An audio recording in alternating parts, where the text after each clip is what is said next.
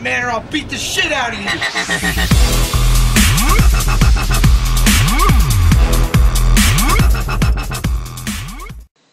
Alright, so this is a simple guide how to get Platin Rating, and I've never lost a match where I followed these principles, besides a few games where people went AFK, so it's a pretty solid system. And let's look at the rules. The first rule is never play with a team with these champions: Wukong, Sivir, Evelyn and Skarnar.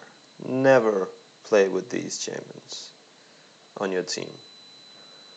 Alright, the next rule: never play with a jungle Master Yi, jungle Nasus or jungle Irelia.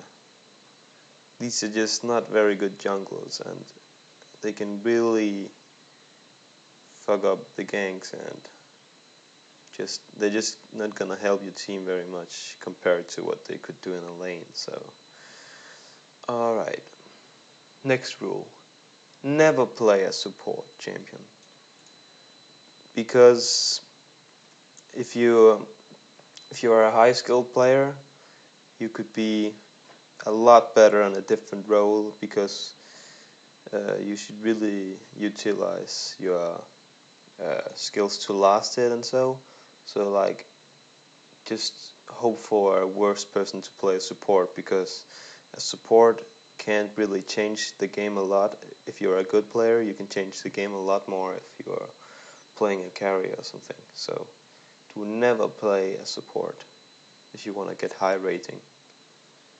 Okay, next rule: never play with a team without a support. So like there should always be someone playing a support, but just not you, if you want to get high rating. Okay. Okay, next rule: never play with less than 2 tanky champions. There should at least be 2 tanky champions. It doesn't have to be a tank, but there should be 2 tanky champions. And like tanky Warwick, for example, that could count as a tank, so that's okay. The next rule: do never play with a Russian spammer, because they might be playing in the game, but they're not gonna play it very seriously. They just wanna spam out their website or something, so never play with them. Okay, next one: do never play against an Amumu, and it's really good if you can play him yourself. Yep. And but he's usually gonna be banned, so I didn't even put him on the best jungle list. He is one of the best junglers, but the chance that you are going to be able to play him is quite small. But if you can do that, it's almost 100% win. So okay, now I'm going to tell you what the best lane champions are. Okay, the first one is Morgana. She's a very good mid lane. I know she's gonna be nerfed in the next patch, but I still think she's gonna be one of the good ones. But yeah. Next one, Malzahar. He's just better than any late game, and if you can play him well, yeah, then he can lane just as well as any, I think. And the next one is Brand. He's quite nice. He's a really stable character, and he has a stun and a good AoE.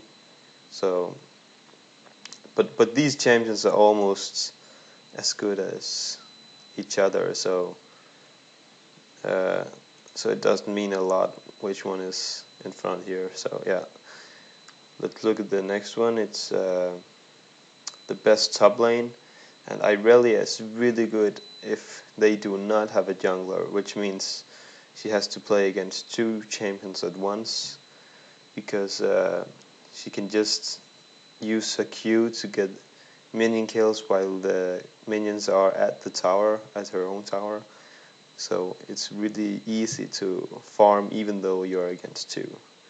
Cho'Gath is pretty good against 2 as well, but he's also just a generally good top lane character, champion. He's easy to get minion kills with, and he's quite sustainable. So